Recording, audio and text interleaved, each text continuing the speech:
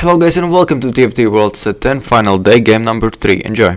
Kind of around a fifth, a fourth, it didn't really do much better than that. It is something you could still look at, but feeling as we've gotten closer towards, the middle of this tournament and players are getting towards checkmate, maybe you need to play a little bit riskier if you're at the bottom of the standings. Oh, and now we have the silver augments coming up. A couple big ones we want to look for: 1, 2, 3, vampirism. Those are the ones that really are the highest value by the players, and the warping ones are the ones like AFK that we saw from Scapeus. Yeah, we've also seen a lot of popularity of Spoils of War, and both Degree and Scapeus have picked that up, and we're going to get Ice Grab that as well. So win streak is going to be heavily contested, but Taro is still on 2 Urgots. So these players trying to play for the win streak with the spoils might have a little bit of trouble. I also do spot Zirya going for that Yasuo reroll, has picked up the Champion Duplicators and is sitting on a non-headliner Yasuo right now. So basically hits the headliner, he's not that far off.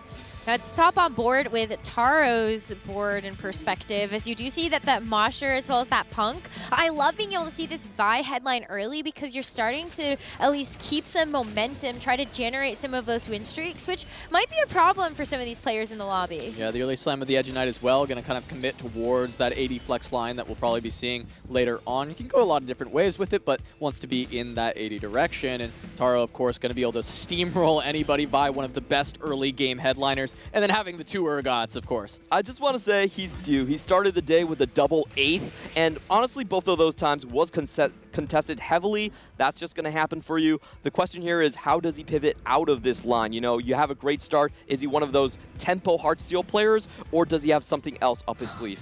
No. Oh, early disco. It's fine. I don't think he'll play this. It's actually a fine early game composition.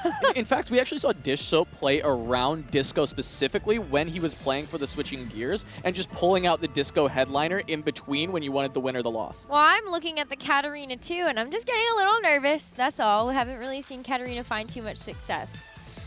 Oh, yeah. I don't know why. Katarina 2 has been one of the most consistent ones because you can roll deep on level 6 and not get punished. You have that 4 Crowd Diver, 3 KDA, 3 Superfan in. It's really strong. But so far, the players just haven't been able to hit it.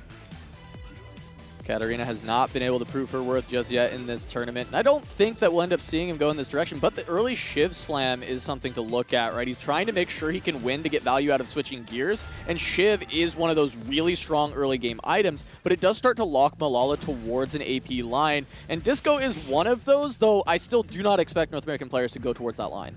I want to say that they use Disco because it's one of the strongest early games, so you can just bench your headliner and make sure you get the loss that way. When you want to win, it's always available for you just because of that strong start. That makes sense. You also have the opportunity to put Heartsteel in now, so if you see an angle for that, may as well take it. I'm interested to know how that actually synergizes with something like the switching gears, but we'll see how much economy he's able to work up to. Now hopping on board with Degree, who did end up getting a 7th place in that second game, is sort of on the outside looking in terms of that upper echelon of players, but has found this early bruiser start, and you also could tech in the pentakill. Yeah, finding the Olaf when you are playing around the spoils is really solid. He's actually playing into Tara, who is kind of the strongest board. And actually, one of the weaknesses of Olaf is running into Vi because she kind of soft counters him with the ability to add the stun, so he takes the damage he can't actually drain tank through. And we see Taro take this as expected playing around these double Urgot. Yeah, Degree spot is not that envious. He actually has a Champion Duplicator early on, which means you get less gold for it. I don't think he got that from Spoils of War. No, probably not on stage 2, especially the silver version. But late game, that can come in handy to have that Duplicator. He can create some very strong advantages if he can find his way to level up swiftly and get towards some legendaries. Definitely an early Lucian 2 can make a huge difference. Oh, there is an Urgot here for Taro if he wants it. That would spike him all the way. It's staying there. Ice. Okay, Ice takes it away. Ice going to grab that, have his own Urgot for the rest of stage 2 and early stage 3. He's got the Gargoyle Stone Plate as well if he really wants to be able to take that with that vest component, so it's probably for the strength of that item. And I want to pay close attention to Zirya here because he has 6 Yasuos without the headliner already. All he needs is just the headliner to pop, and we could get a stage 2. Yeah, the way we've been seeing this Yasuo succeed is when you actually are able to natural it on stage 2 or at latest stage 3. Anytime after that, we actually see the AVP of that comp just drop significantly. It's really, really surprising to see how far it can fall. But if you spend no extra gold to find it, it's actually one of the ways you can play for a top 1 or 2. And we saw a player win with Yasuo reroll just yesterday, so you can't really count it out for sure when you look at just heading into the competition today. Reroll has definitely been on the menu for a lot of these players. All right, 2 of our spoils players. It's going to be Degree going up against Scapeus. Scapeus did have a lot of those 2 stars, but this Olaf in the front line trying to run through this, and it does come down to the Ginsu Jinx actually being able to ramp up, and Scapeus actually will be able to grab the win and try and get some extra gold from those spoils. We have 2 more players at 100 HP. Let's see if they will run into each other here. And that's always the big question when we're looking Taro at lost. stage 2. Oh! I can't believe Taro lost, but Scapeus is now the last remaining win streaker. So we'll have to see if he can actually hold on to that as we get here, because this board does seem strong, but it actually seems very beatable. I mean, it is the Vi and the Jinx as the main carries here.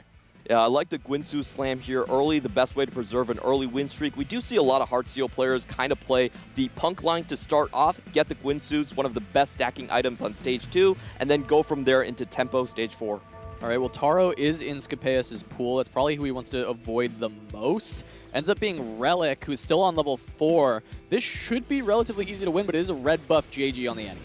And we do see Relic already setting himself up into that Seraphine reroll line with the red buff and the Superfan item, of course, there on Annie. A big thing to notice is that he does have an Ornn item coming up, and typically the best one you want to be looking for is that Mana Zane. Manasane would be really nice too, because if for some reason you don't hit the Seraphine, you could actually pivot out of the Seraphine and go into something that requires a couple more levels, but Ari's not too bad of a holder of that item either. Yeah, the Lulu as well. There's just a couple options you can go for, but currently I'm not seeing any other Seraphine items being slammed across the lobby, so it seems like that line is completely open for Relic.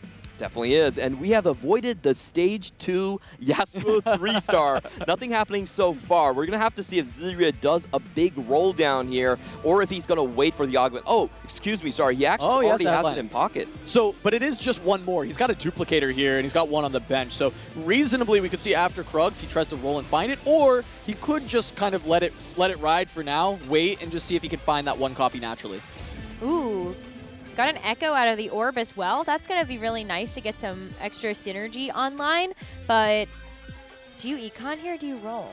Well, I mean, you really do want to econ. You want to wait. It is just one copy of the Yasuo. So you can either roll on this round until you find one, or two, save the duplicator for your Echo later on, which is quite good. Once. Yeah, sure. Yeah. And this is where we've seen the success, right? If you spend pretty much 0 gold on rolls, that's where the Yasuo can come out. And this was 2 gold on rolls, right, to actually find the hit.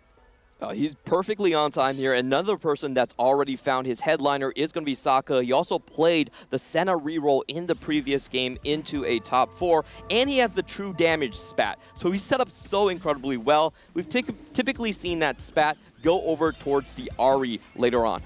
Yeah, we'll see if Zhiyue ends up hitting some Sennas early on, and it ends up feeling a little bit more contested for Sokka, because it's going to hit the board relatively early to get the true damage since it's a 2 cost, but it's not overly contested, right? Zhiyue only even wants the 3 copies, and so Sokka should be in a good spot with this Senna, as it feels like it's only him going for Senna, and then on top of that, there is going to be another 2-cost reroller with Relic on Seraphine.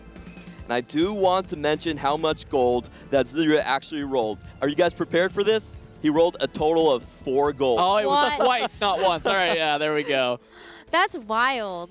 That is going to be some really nice money to have saved up for later on, but we do have our second choice of augment, and it's going to be gold. So I'm looking for Blinged Out. If Sokka hit that, that's the highest roll he could get. Oh, doesn't find it.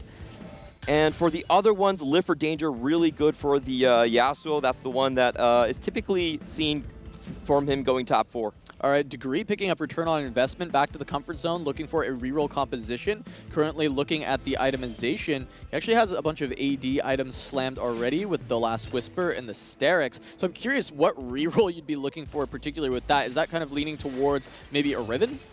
I definitely would say that this is more of the Heartsteel style right here. You can see him already holding on to the Heartsteel units in the Aphelios. Oh, and one yeah, thing yeah. I want to point out is he has his Punk in. This is a tech that we saw a lot from CN, That's where right. you use Punk rolls and also the return on investments to get you that early Tactician's Crown. Beautiful. Love that, Clement. It's another way. It's not a reroll style, but it is using rerolls to actually cap out that Heartsteel board even higher. And I love when you get the Tac Crown with something like Heartsteel because it allows you to tech in a higher value unit earlier than any other ID Flex player in the lobby. So you get that just extra firepower on top of maybe a really great synergy and just high value.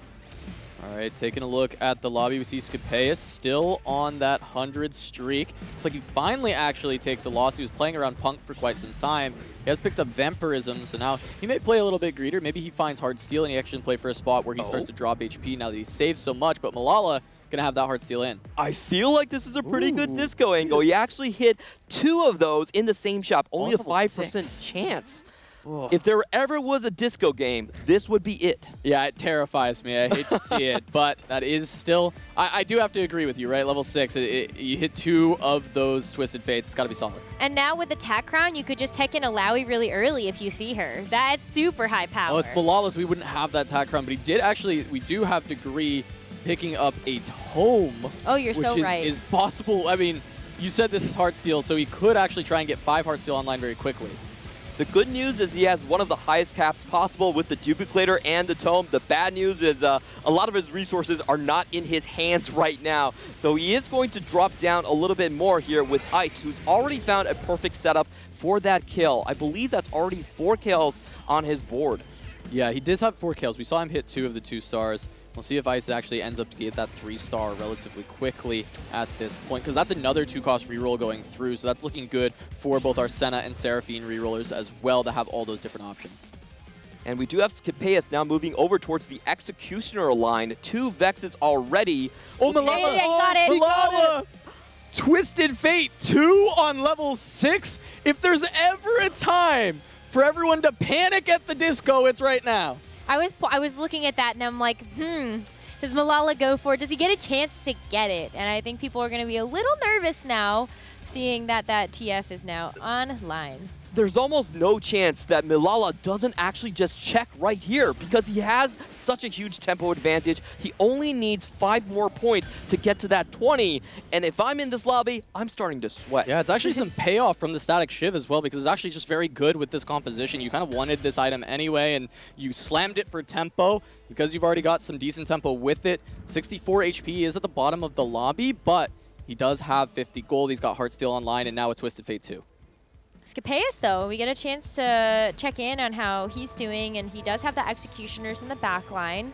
And we're going to look at Ice as well, that's trying to get this Kale up and running. Also has like a couple of extra copies of Mordekaiser, but wants to just, I wonder, yeah, doesn't want them in quite yet because of the items that are on the Mord.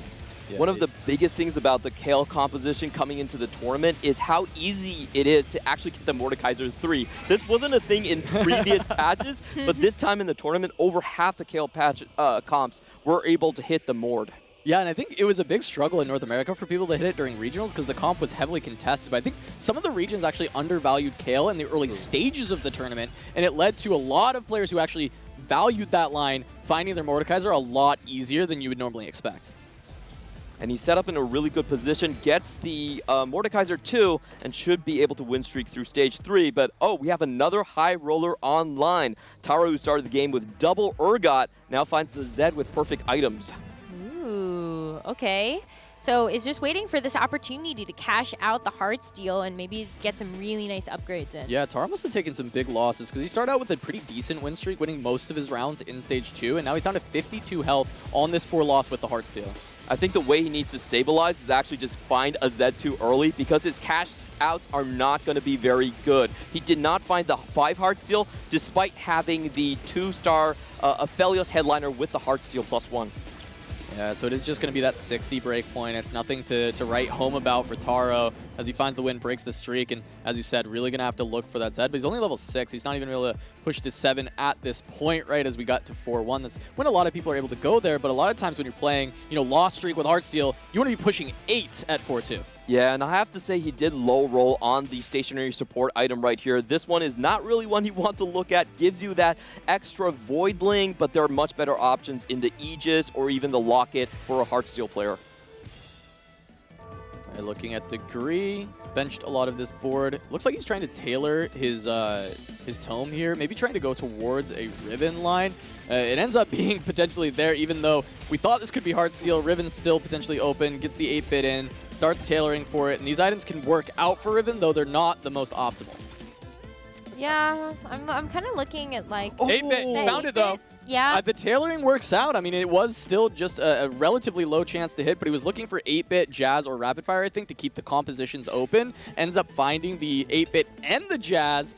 Decides Jazz, so we're still playing Flex here if we are Degree. I was going to say, we've seen this before in a couple of our previous games where the Jazz emblem can just be really powerful to get extra Jazz online. And so if you're angling and you're like, okay, well, I think I'm in like a decent enough spot, just pick the Jazz emblem, and you also do have the Tack Crown coming. He does look a little dizzy, though, because he's trying to put this board together. He hasn't really put anything out there. He's going to take another big loss here because there's really not much power on this board. A lot of gold on the bench and not a ton of direction. Still at level 6. So 4-2, we're going to have to see a huge roll down from Degree to find a stable spot in this game. And he's going to be very, very poor going into this roll down here. Likely only 30 gold if he wants to go for the 4-2. But since he's already gone Jazz, he just has to hope for the high roll. I do want to go and touch on the Heartsteel high rolls here, but let's see these augments coming in. This is one of those spots where Balanced Budget can actually bail some of these players out. And Taro did hit it, goes for something else instead. Yeah, we see Ice actually finds Metalheads and Heroic Grab Bag, so deciding if he wants to get the Heroic Grab Bag to try and hit his rerolls faster, or Metalheads because it can be part of the higher cap with the Kale and the Mordekaiser. On top, Degree only getting bulk, so not actually able to find any gold to help stabilize the spot. I've been looking at Malala's POV right now, was able to find a Disco Blitzcrank, and so that's a huge upgrade hit to the board. Just needs to find a couple extra champions to sort of help shore up that backline, but with the Iron of the Locket of the Iron Solari. It's just Locket. Locket. The Iron of the Locket Solari. The Iron of the Locket that he got from stationary support. It doesn't feel bad either. Yeah, Degree, I saw his roll down. It was pretty dizzy. Didn't actually find anything. As we now go to Scapeus, we see he's actually hit his Twitch 3 as we're going to start seeing those 2 costs come into fruition. And this is exactly what I said Taro needed to hit. He needed to go for the Z2. His cash outs were not enough for him on stage 4. Can he actually make it through this 3-star Twitch? That's going to be a question, and it looks like he can. This is actually one of the strongest level 8 boards if it was the 4 EDM version, because you get that -1 second on the Z ult. Malala here is going to end up taking a big hit if this Disco TF cannot do its job. How do you keep losing with that's rough. TF2 on like level 6? What? He even found the Blitz. Well, I guess no, technically it was the Sentinel. Technically it was the Sentinel. So he got rid of it and he was looking couldn't see for the traits, else. but it was the Sentinel. He's on this 4 loss. He's down to 16 HP when it felt like this was kind of a high roll spot. Disco's just bad, honestly. Disco is bad. I don't know what else to say. I do want to say that this was the absolute worst matchup. He ran into the Seraphine 3 That's fair. That's fair. right after 4-2. So I honestly believe that this board is actually stronger than it's showing against Relic. Yeah, I mean, he even found a Ziggs on level 8, which, you know, it's only the 1-star Ziggs, but it's still very strong. Just picked up a Blitzcrank. It looks like he's still headlinerless, though, with only 8 gold. Oh, you called it, but Degree didn't know yet. So he's going back to the Riven. Has to play the Riven headliner. Yeah, ends up getting stuck on Riven. I don't think that's where he wanted to be. I think these are 2 of our weaker boards in the lobby going at it, and Degree looks like you'll be losing this one to Malala. Degree going to drop incredibly low. Is he actually out? No, it's going to be 1 life. And I think this is the problem when you have a bad low roll start and you also force yourself into Spoils of War. He probably would have wanted to go into one of the 2-cost rerolls, but those were also sealed off by Ice and by Relic. And we also see Scapeus dropping really fast in HP. He's gone Remember Your Roots with Executioner, which is quite good, but he's playing around the Twitch, which is not going to be giving that buff to your front line with the Mumu. It just gives it to that Pantheon. And because the Twitch is the carry taking up 2 item slots, the cap of this board is a lot lower. So I'd be worried for Scapeus there only at 40 HP. This is something we saw Scapeus do, and he did win the game in the end. I wouldn't count him out just yet, but we do have to take stock of how many Vexes has he actually found, because that's the true star of the show. As UA actually being able to find a spatula, so we'll have to see what he can actually make happen with that. It's probably true damage, seeing as how he has that Yasuo that he's playing around. Only has 4 copies of the Vex right now. Count at 5, and we take a look at the shop reroll. Whoa, there okay. is 2 in the shop. And he's now on just 6 needs Amumu's. 2 more. That feels really nice to be able to see, and he's going to Another find one? another one. He's 1 away from getting this Vex 3 online. And I don't feel like his odds of hitting were that high. It was not that much gold that he had to roll down, but he's 1 away from Vex, so that could salvage the spot. The problem being still not hitting a 3-star frontliner. Usually the Amumu is the biggest anchor of the composition. at least he's close. He does have 6 copies, right? 3 Yeah. away. I do want to ask you guys, is Mortdog actually from the EMEA? I might be. That's He weird. might be.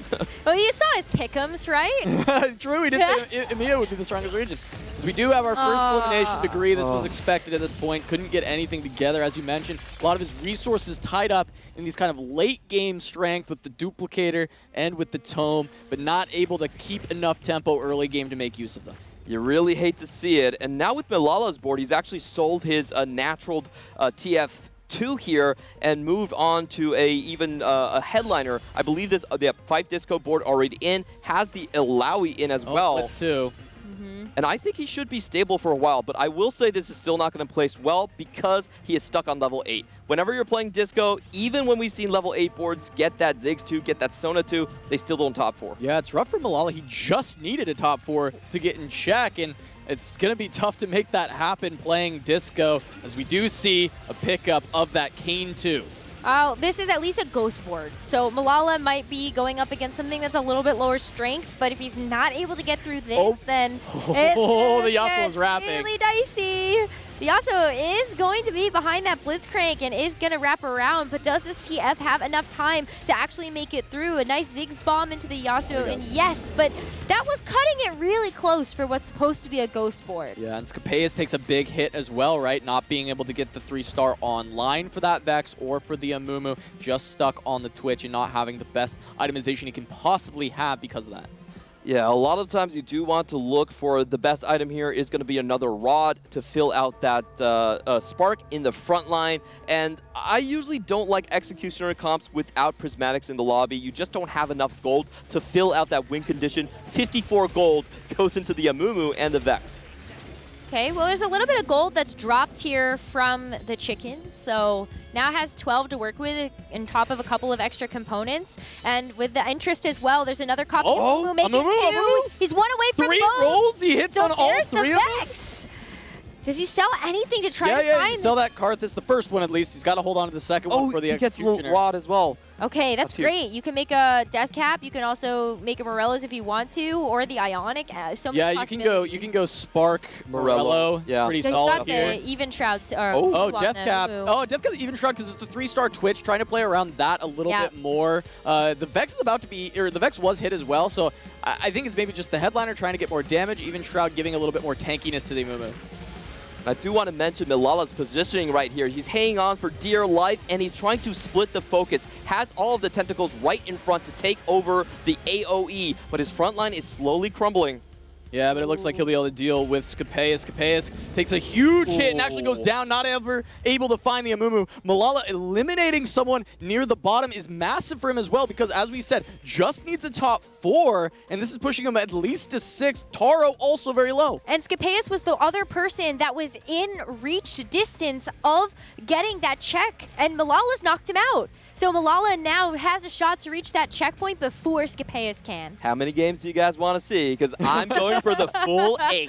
I want us to love go the for the 8. long haul. As much as I would be happy with Malala spiking it in 4, I'd be okay if we keep going on. And right now, especially ZUA being at 41 HP to Malala's 7, trying to find a top 4 is a massive uphill battle here. And so everyone else is closing the gap on these points. This is such a bad matchup for Taro. He actually grouped everyone for the Randuins and run straight into Relic's board with the 3-star Seraphine. He's also 1 off from that Lucian that's going to spike massively, but hey, nobody's targeting the Zed. And meanwhile, Disco on the other side staying alive as we do see Taro having just a Viego remaining, trying to live, trying to heal, doesn't get the cast. Taro goes down as Malala has climbed now to 5th, and if he can find one more placement, he will lock in check. I'm just happy that Taro has been able to turn things around a little bit. So maybe he can continue to do so as these next few games come forward. But if Malala is able to keep that up, there might not be enough time to get that online. But as we take a look at Ice's position, I'm laughing a little bit about the TF.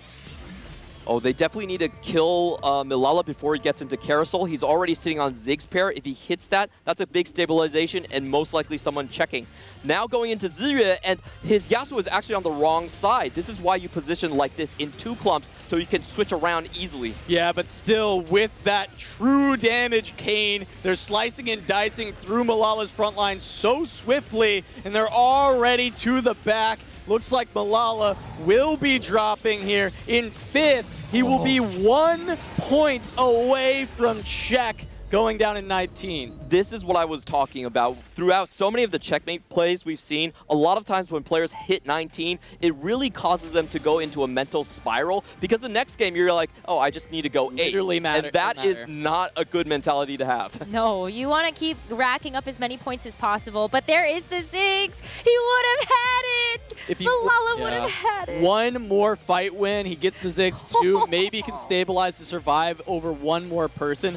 But Ziyue being the other one who was low at 28, getting a true damage emblem in the trade might have been enough that it doesn't matter anyway as we look at the rest of the lobby health and just how healthy everyone else is. I mean, Sokka also has the 6 true damage online. So I'm looking at Ziyue and Sokka having some really high cap boards here. And finally, Sokka hits the 3-star Senna. It's been a long time coming. He definitely would have liked to see that earlier. I'm going for the true damage pair right here. I think they have the best chance of capping out the lobby. For Ice, unfortunately, the Mordekaiser is being held by the other 2 players, so he really doesn't have the front line. Yeah, it's going to make it really tough, right? He's on 6 copies, and he has a duplicator, so he only needs to find 2 more. But with how many are being held, it's still just going to be such an uphill battle where maybe it's just better for Ice to try and push levels. Take a look at this fight, though, because the Senna coming online is going to be the saving grace for Sokka for now. And Ziyue is now going to be the next player that is close to getting eliminated in this game. Ooh. Picks another hit here. I was really surprised by that loss. You know, with the 2-star Kane, I thought he might have been able to get it. So Relic had some really good positioning to prevent the Seraphine from being touched on early on. But he is an edgelord, to be fair. I mean, I'm looking at his like 5 edgelords, 6 true damage. The Kane is true damage. He has a healing item. I'm like, how is this board not good? Like, what is? Yeah. What is, I know there's a good amount of 1-stars there, but I still would have expected a little bit more. Sometimes. He can still definitely cap, and some players will ditch the 5th edgelord completely. It's not really necessary in endgame, and you can just go for the Lucian instead, which would be great if he could find it. But Zirue still has 50 gold. He still has time. We're going to have to watch his roll down in the PvE round. Yeah, once again, the Kane just immediately getting focused down by the carry on the other side. This time it's Kale. Takes him out pretty much instantly, and now Yasuo, just the solo one left, but he's already lost his Edge of Night, and once again, Ziyue just losing by 1 or 2 units, and it's just not being able to put it together. That just seems like a bad positioning part, though, right? Like, you got the Mordekaiser, and then you wrap around the back, and it's way too easy access for that Kale. Would love to see how many stacks he does have on that Yasuo right here. Usually when we're going into a stage 5, stage 6, you do want to see at least something like an 800 on that to cut through the front line. See the next item pickup as it comes through on the neutrals round. Take stock around the lobby. We do have the 6 true damage on line for Sokka, 6 true damage, 5 edgelord going on for Ziyue. And then we have a Spellweaver board with the Seraphine and Ice on the reroll Kale. So reroll across the board, Senna, Seraphine, Kale, and Yasuo. And here's that pot of gold. This Does is that help? exactly what Zirue is looking for because he has so much to cap for. He still has the Yorick he can look for. He still has the Lucian he can look for. And now he's hit one of them. This is going to give him Shred in the early phases, which he still has stuck on the 1-star Kiana. Looking at these item pickups, a lot of players looking for big rolldowns as well. We didn't see the Mordekaiser be able to be hit. Instead, Ice going to level up to 9, pushing the levels because other players were trying to keep him off of that board. Ooh, Zio actually found an Akali 2. So that was a really great roll down to be able to get that in on the board. Yeah, and the Edge of Night being added to the Kayn, so now he can't get instantly focused down in every fight like we saw previously. He does end up getting taken now anyways by this Ahri, and even though the fight's close, oh, a big stun from the Echo! Actually enough, Zhue able to finally break this loss streak, though the fight was still incredibly close, and it feels like it's just a matter of time before one of these boards knocks him out. He has to be so careful about positioning on the Yasuo here. He's been trying to frontline the entire time, but they haven't been on the same side as the enemy carry so far. And now if you look at the bottom left corner, he is going to put the Kayn here and try to find an edgelord path into the backline. We do have 2 KDA boards that are side locked, so he has to position around those. Yeah, for sure. You want to make sure that you can take out that backline as quickly as possible because all of those backline units just want time to be able to get as many casts off as possible. So if you stop that, then that is going to be the win condition. But he's running into Relic right now, and there's that Seraphine right in the back left. Yasuo could find a way to wrap all the way around. He goes after the Ziggs now. He can chase all the way through, make it to the Seraphine, and the Kayn has done the same. Relic has now been outscaled by this board as long as the positioning goes okay for Zhue. Still going to live a while for the Nico, but this is the weakness there of that Seraphine. If these two are dashing past on opposite sides, she can't get effective damage out. It does come down to KDA board placement sometimes. As we see here, he could wrap directly around the right side, and even though Relic did have those tentacles there, it was enough to pull Yasuo away. All right, now looking at the rest of these boards, he's going to have to try and find even more edge when it comes to positioning, trying to find more opportunities to find that wrap. He also could try to find the Viego 2. That is the next big upgrade that this board is looking for, and that would be able to help just give it that extra little bit of firepower in the front line there. But we are going to see who is next. Relic is also very low at this point and is going to be running into the Senna board. Yeah, Zhue actually does have both of the edgelords away from the Kayle this time, but they're not dashing towards her. Kayn taking his sweet time on the left, but now he's dashed in onto the front line, and because he's had single target most of the fight, we actually just see this Kayn popping off, and now it's just Yasuo versus Kayle. She's ramped up, but it's not enough. Yeah, once the Yasuo gets onto that back line, there's no chance. Ooh. Relic has fallen on the other side of that fight. Zhue has at least survived to make it in the top 3. And look at CN, 1, 2, 3. They started off really weak in this final in the first 2 games, but coming back strong in game number 3. You have to trust in the process. A lot of times if you play rerolls, there are going to be ups and downs. You don't want to let that affect your mental. You know, Zero is still going into this line without even a headliner to start off stage 2. That was so risky. That was so risky, but has been able to make it work so far. But I'm taking a look at Saku's board, and I just feel like this is all going to come down to positioning here on where or not you're going to be able to try to get that, hit that headliner with those edgelords. Absolutely. It really is just positioning against the edgelord composition as we see the positioning trying to come down. You're kind of stuck, though, because you're playing KDA, so you have to kind of play in this one zone. And we do see Saka actually saving up with 49 gold. He is going to try and cap this board out with another Jazz unit going over to level 9. However, this positioning for him not looking so good. Both edgelords into the back line, immediately wiping them out, and that's just going to be yet another win for Zhue as he continues to run his way through this lobby. I do want to point out the reason that Senna instantly imploded is because the lid for danger right there. Yeah. Just the splash damage able to take out the carries. Meanwhile, though, you've got Ice that has the Metalheads online with 7 pentakill, and so still sitting at a very healthy HP at 42, but how is he going to fare against the real board that Zhue has? That's the big question, right, is can Yasuo or Kayn make it to the Kayle? Once again, kind of baited by KDA because now Kayn is looking at this board and saying, oh, every single unit is separated from the rest? Maybe I'll just cast 45 times in this next fight if I go up against it. Yeah, when do you ever just get off the hexes, right? It's always so tough, but on the left-hand side, we will see Zhue actually hit the ghost board, so all eyes right now are on the right-hand side between Ice and Saku. And Ice definitely knew that he was going up against the Senna. That's why he's sparsing his front line out. When he's going up against Zero, I do agree with Necra here, is that you want to give up the hexes. You want to make sure that Yasuo can't just slide into your back line. Yep, that's going to be lethal there. We see the Lee Sin once more. Ooh. That's going to be 2 remaining, Ice and Zue. And now you can position specifically for the edgelords for the rest of this. But I will say, you don't want to spread out because of the ability for Kayn to just get the constant resets. But Lift for Danger is in this lobby, which is going to allow you to get that AoE anyways. Oh, this is an interesting pivot. If he figures that he cannot beat this board, never mind. My dreams and dashes.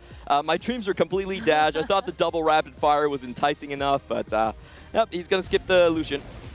That would have been kind of cool to see. Maybe Lucian, not always the most accurate of units either, but at the very least you can sort of have that natural dodge chance. There's a lot of gold, though, for Ice to work with, and there's going to be a Yorick, too. That's a huge unit to be able to have in. I will say, unfortunately, that his... more 3! Oh, he still he actually found it? Yeah, you can just sell out of that extra Viego, and he's waiting to pick it up. There we go. Second year. Let's see if it changes his positioning. As we were talking about, like sometimes these units, like the Lilia, if the Yasuo comes in a little bit too early, it could be rather dangerous. But he's thinking that the Mordekaiser can't attract enough attention, keep everyone there in line. He's added 2 Crowd Divers UA, that is. So now we got to see if they're able to get the stun, but Metalheads will stop the early stuns from happening. Looking at the positioning, we do have the Edgelords making it to the backline. Yasuo turns around, though, but now he's finally on the Kayle. Yasuo on the Kayle will take it down, and it's up to the Mordekaiser to solo the rest of this. Mordekaiser and the Yorick, the Bash Bros in the front line, take it down, and Ice going to be able to pick up the win. That was impressive from Ice. If you look early on the fight, Yasuo